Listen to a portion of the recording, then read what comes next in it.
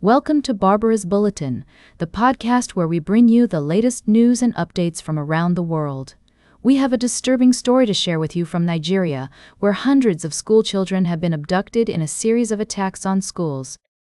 According to reports, at least 303 schoolchildren and 12 teachers were taken by gunmen during an attack on St. Mary's School, a Catholic institution in north-central Nigeria's Niger State.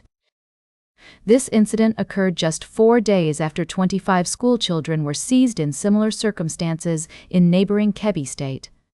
The Nigerian government has deployed tactical squads alongside local hunters to rescue the children, but so far, no group has claimed responsibility for the abductions. The situation is alarming, with many schools in the region now shut down temporarily due to security threats. Niger State has taken the decision to close all schools until further notice, declaring an early Christmas holiday in an effort to protect lives and property. The kidnappings have sparked concerns about the safety of students in Nigeria, where armed gangs often target schools to draw attention. It's worth noting that the attacks in Nigeria affect both Christians and Muslims, and the international community is watching the situation closely. The U.S. president has claimed that there are targeted killings against Christians in the country. But it's essential to approach this topic with nuance and balance. We must consider the complexities of the conflict and avoid perpetuating biases or misinformation. As we continue to follow this story, we'll provide you with updates and insights from experts and officials on the ground.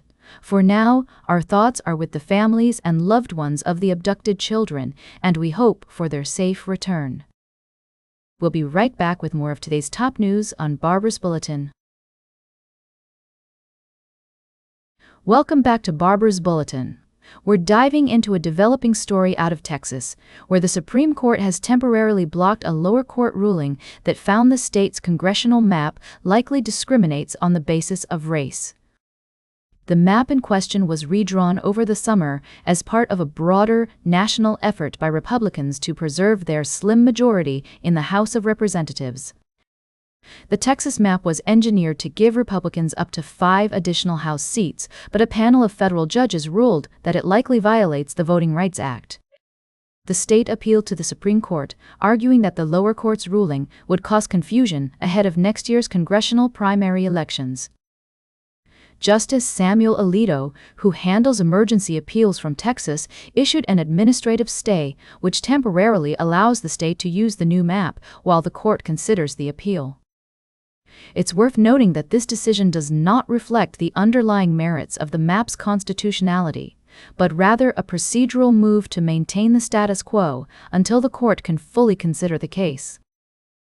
This development is part of a larger national battle over redistricting, with Republicans and Democrats engaging in a high-stakes effort to shape the electoral landscape.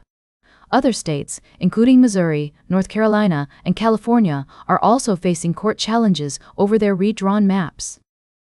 As this story continues to unfold, we'll be keeping a close eye on the Supreme Court's decision-making process and its potential implications for the 2026 elections. For now, it's clear that the fight over redistricting will remain a contentious issue in the months to come. Welcome back to Barbara's Bulletin. As we wrap up today's show, I want to take a moment to discuss a fascinating story that has been making headlines around the world. It's about Japan's sacred sumo ring and the centuries-old tradition that prohibits women from entering it. Recently, Japan elected its first female prime minister, Sanae Takaichi. But despite her newfound power, she is not expected to be allowed inside the sumo ring. This ban has sparked a debate about gender discrimination in Japan, with many arguing that the rule is outdated and unfair. The Sumo Association claims that the ban is rooted in tradition and ritual, but others point out that there are historical records of women participating in sumo as far back as the 16th century. It's worth noting that Prime Minister Takaichi herself has not commented on how she plans to handle the trophy presentation at upcoming sumo events. However, her top government spokesperson has indicated that she intends to respect the tradition of sumo culture. This decision is likely to be seen as a way to avoid controversy and maintain support from conservative voters. On the other hand, many critics argue that excluding women from the sumo ring is no longer justifiable in modern times. As Professor Naoko Kobayashi puts it, excluding women under the premise of male-centered traditions and customs can be no longer justified under the values of the times. As we consider this story, it's essential to approach it with nuance and understanding. While tradition and culture are vital aspects of any society, it's also crucial to recognize the importance of equality and fairness. The debate surrounding Japan's sumo ring serves as a reminder that even in today's modern world, there is still much work to be done to achieve true gender equality. That's all for today's Barber's Bulletin.